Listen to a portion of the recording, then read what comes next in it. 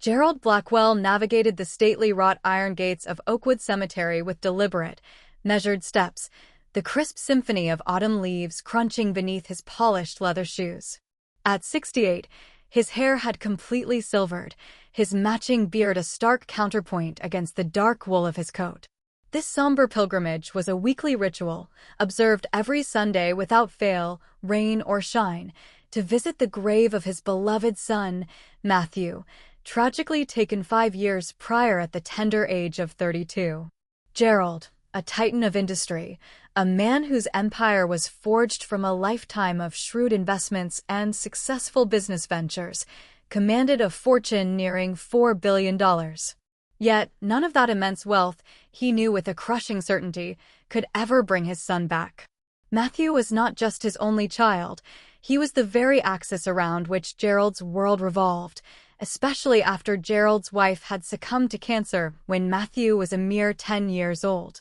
Father and son had been inseparable, their bond inviolable, until a drunk driver had cruelly snatched Matthew away one rainy April evening.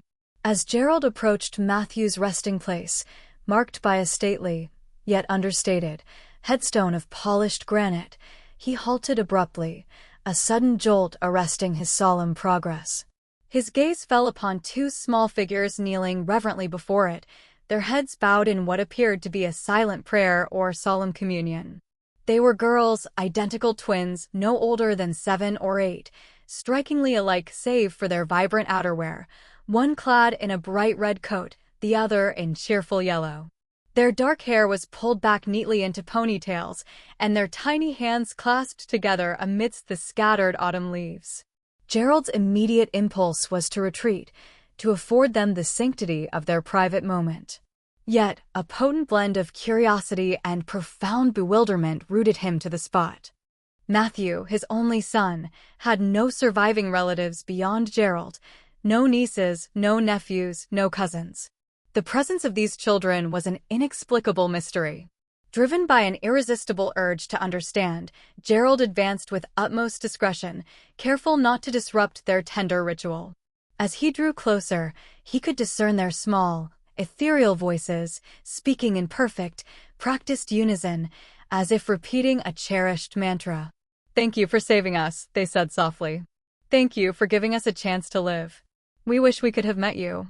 We wish we could tell you how grateful we are. Please watch over our mama. She misses you." Gerald's breath hitched, a sharp gasp of disbelief.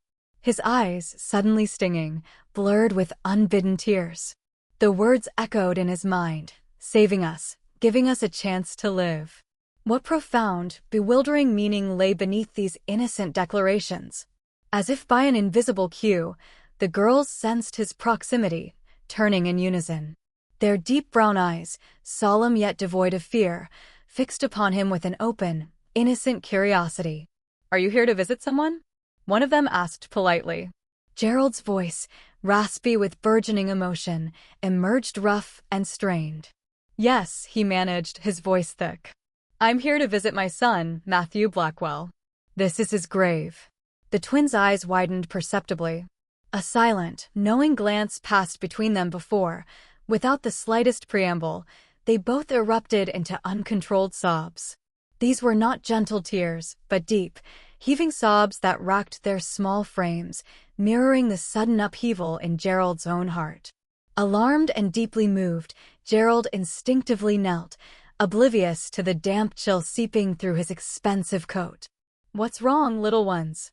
Please don't cry," he pleaded, his voice laced with concern. "I didn't mean to upset you." The girl in the vivid red coat, whose name tag identified her as Sophia, spoke, her words punctuated by lingering sobs. "You're Matthew's daddy," she hiccuped, her voice a fragile whisper. "You're really his daddy?" "Yes, I am," Gerald confirmed, his mind reeling. "But how do you know my son? And what did you mean when you said he saved you?" The other twin, Isabella, her name emblazoned on a yellow tag, wiped her tear-streaked face with the back of her sleeve. "He gave us his heart and his liver," Isabella stated simply, her voice clear despite her recent tears. "When he died, he saved our lives." The world seemed to lurch violently beneath Gerald's feet. He instinctively reached out, his hand grasping the cold, polished granite of the headstone for support, as if clinging to Matthew himself. Matthew, in his boundless generosity, had been an organ donor. Gerald remembered signing the consent forms at the hospital, a phantom act performed through a haze of shock and profound grief. He knew Matthew would have wanted it, a final act of selflessness, but the thought of the recipients had been an unbearable truth, a detail he had deliberately, desperately pushed away. The anguish of loss had been too raw, too immediate for such considerations. He had sanctioned the donation, then buried that knowledge deep within, alongside his beloved son. "You received Matthew's organs?" he whispered, his voice thin and reedy, barely audible above the rustling leaves. Sophia nodded solemnly. "I got his heart. And Bella got part of his liver. We were both very sick, dying really. The doctors said we only had a few weeks left. Then they told Mama that someone had died and that person was going to save us. We were only 3, so we don't remember much ourselves," Sophia continued, "but Mama tells us the story. She says we're alive because someone chose to give the most precious gift, even in their darkest hour, when they were losing everything." Isabella, chiming in, added, "We come here every Sunday with Mama to say thank you. She says it's very important to always honor the precious gift we were given." Overcome by the profound revelation, Gerald's legs buckled. He sank fully to the ground amidst the fallen leaves, completely oblivious to his costly attire or the dampness beneath him. Hot tears streamed freely down his weathered face. "Matthew saved you," he choked out, the words a mixture of agony and awe. "My son, he saved you.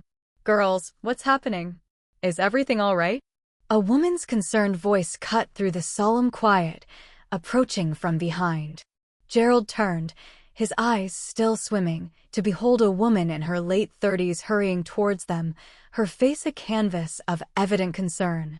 She was dressed in medical scrubs, partially obscured by a well-worn jacket, a nurse, perhaps, or another dedicated medical professional, Gerald surmised.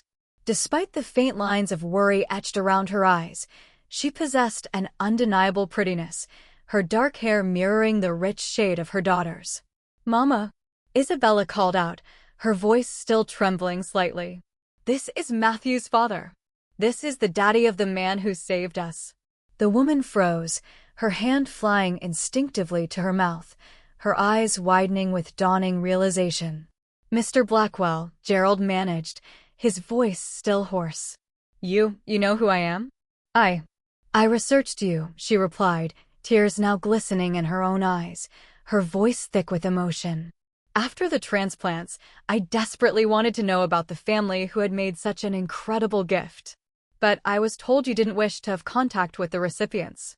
I respected that, truly, but She trailed off, a fresh wave of emotion overwhelming her. "I have wanted to thank you for 5 years, Mr. Blackwell. To tell you, personally, what your son's extraordinary sacrifice meant to us." Gerald attempted to rise, his legs still weak, and the woman immediately rushed forward, offering a steadying hand. The twins hovered close, their sniffling having subsided into quiet awe. "I'm Elena Rodriguez," the woman said, her voice now firmer, though still tinged with emotion. "And these are my daughters, Sophia and Isabella. They're alive because of your son." Gerald's gaze fell upon the twins once more. He truly looked at them now not just as children, but as living testaments. They were healthy, vibrant, radiating life, a stark contrast to the image of dying children. Sophia, as if by an unconscious reflex, placed a small hand over her chest, over Matthew's heart. Isabella stood beside her, a protective, inseparable closeness that only twins possess, 2 halves making a complete, living whole. "Tell me," Gerald rasped, his voice raw with a desperate urgency. "Tell me everything. I need to know." They found a nearby bench and settled down, the twins instinctively positioning themselves on either side of Gerald, as Elena, their mother, began to weave the extraordinary tapestry of their story. Sophia and Isabella, Elena explained, had been born prematurely, burdened with severe congenital heart and liver defects. Despite every effort by their doctors, By their third birthday, both girls were rapidly failing. They desperately needed life-saving transplants, but finding suitable matches for two tiny children, let alone identical twins, felt like an insurmountable, impossible task. I was a single mother, Elena said quietly, her gaze distant, recalling the painful past. Working as an ER nurse, trying to keep my girls alive, watching them get weaker every day. I prayed for a miracle, even though I felt guilty praying for something that, by its very nature, meant someone else had to die. She paused, wiping fresh tears from her eyes. And then, one unforgettable night, the call came. A match had been found for both of them.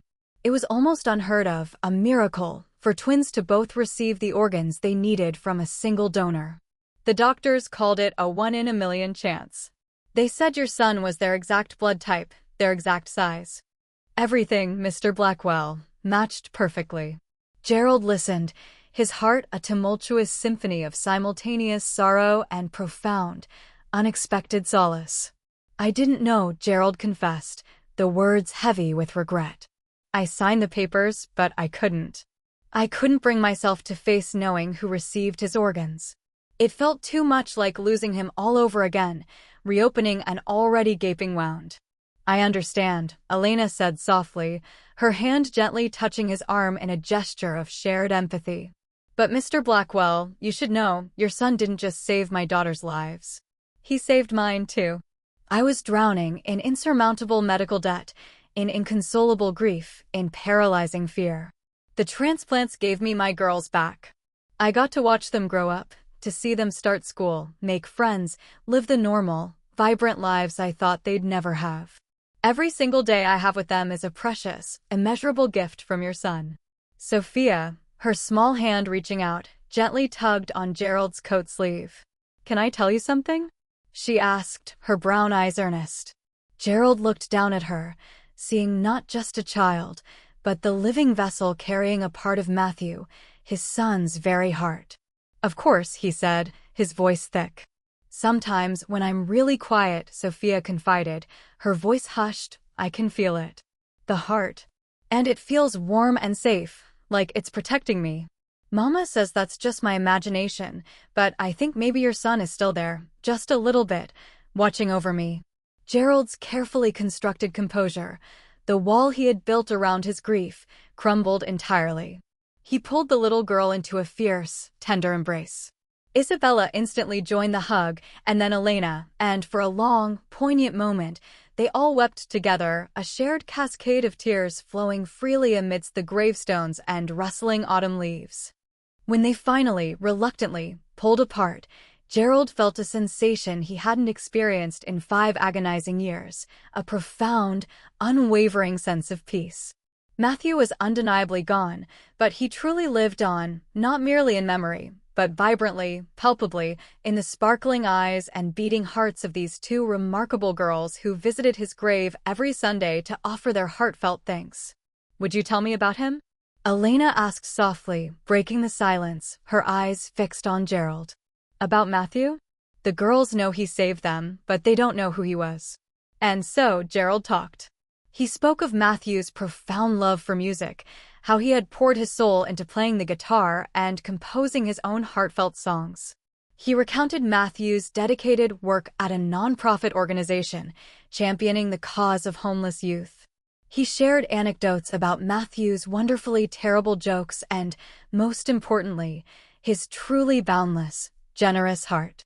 He described their cherished father-son fishing trips, recalling with fondness how Matthew had stepped up, becoming Gerald's steadfast caregiver and anchor after his wife's passing.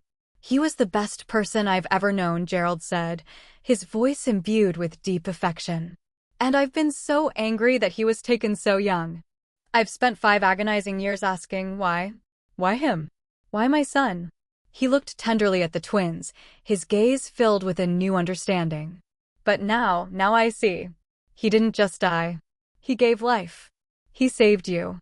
In the weeks and months that followed, Gerald seamlessly, organically, became an indispensable part of the Rodriguez family's life. He soon learned of Elena's quiet struggles. Despite her tireless work as a full-time ER nurse, she was facing significant financial hardship. The twins' ongoing, specialized medical care, though largely covered by insurance, still incurred substantial copays and a myriad of accumulating expenses that constantly strained her budget. Elena's ancient car was sputtering towards its final journey.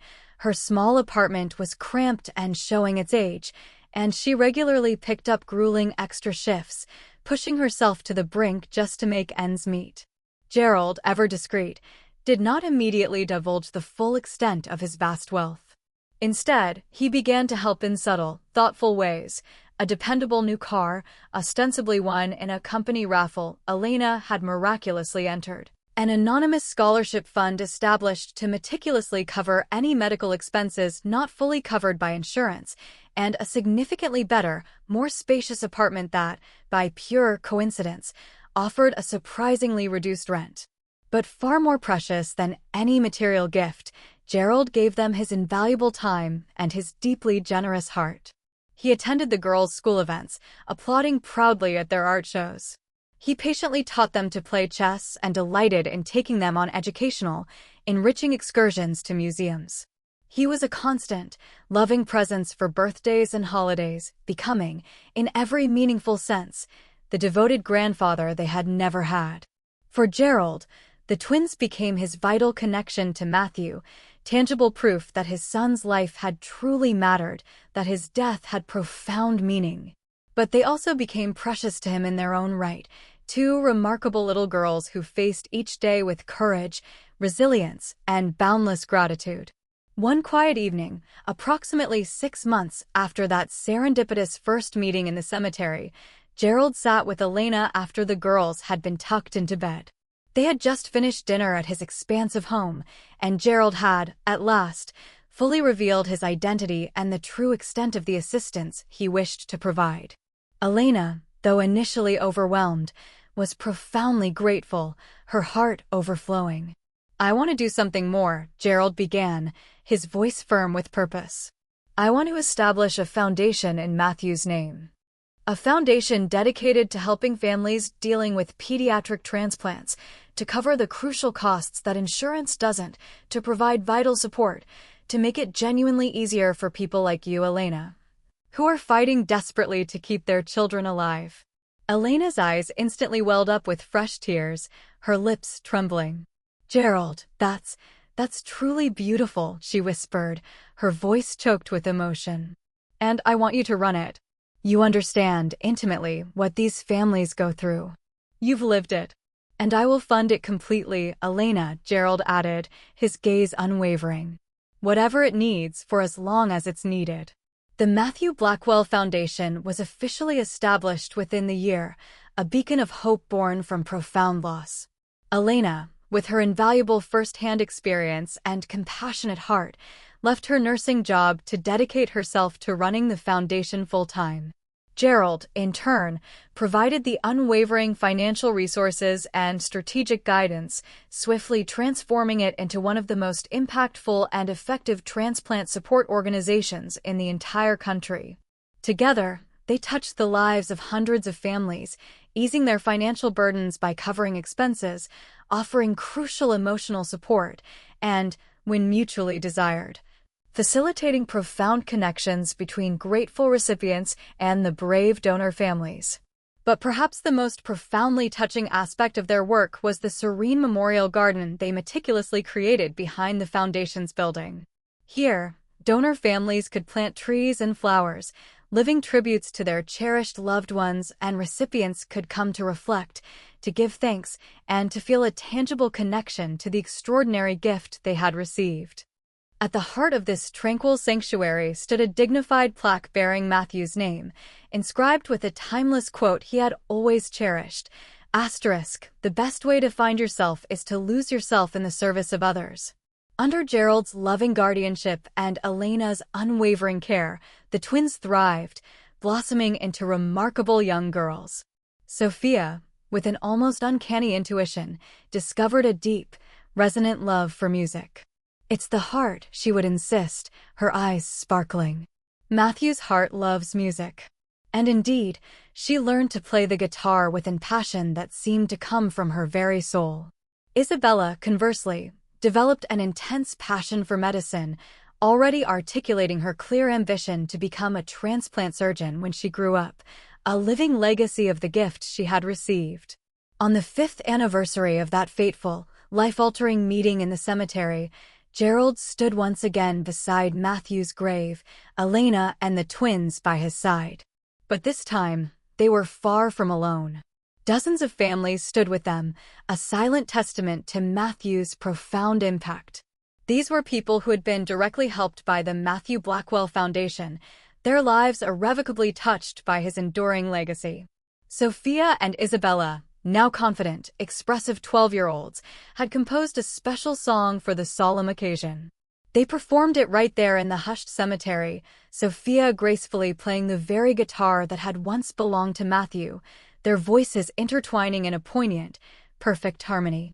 The song, titled "The Gift," resonated deeply, its lyrics speaking of the profound courage it takes to let go, the enduring power of love that transcends even death, and the miraculous way one's selfless life can ripple outward, touching and transforming countless others. As Gerald listened to the girls sing, their young voices strong and clear, he watched Sophia's hand instinctively rest over her heart, Matthew's heart. In that moment, a profound, undeniable understanding washed over him. Matthew's death had nearly consumed him, tearing his world asunder. But from the ashes of that destruction, from the crucible of that terrible, irreplaceable loss, something entirely new and equally precious had been born. Not a mere replacement for what he had lost, but a miraculous expansion of life and love. He had found a new family, a renewed, vibrant purpose, and the sacred, comforting knowledge that true love, in its essence, does not end with death, but merely transforms. After the ceremony, as the families mingled and quietly shared their stories, Isabella approached, coming to stand closely beside Gerald. Isabella had begun calling him Grandpa a year prior, and each time the word left her lips, Gerald's heart swelled with an indescribable joy and belonging. "Are you okay, Grandpa?"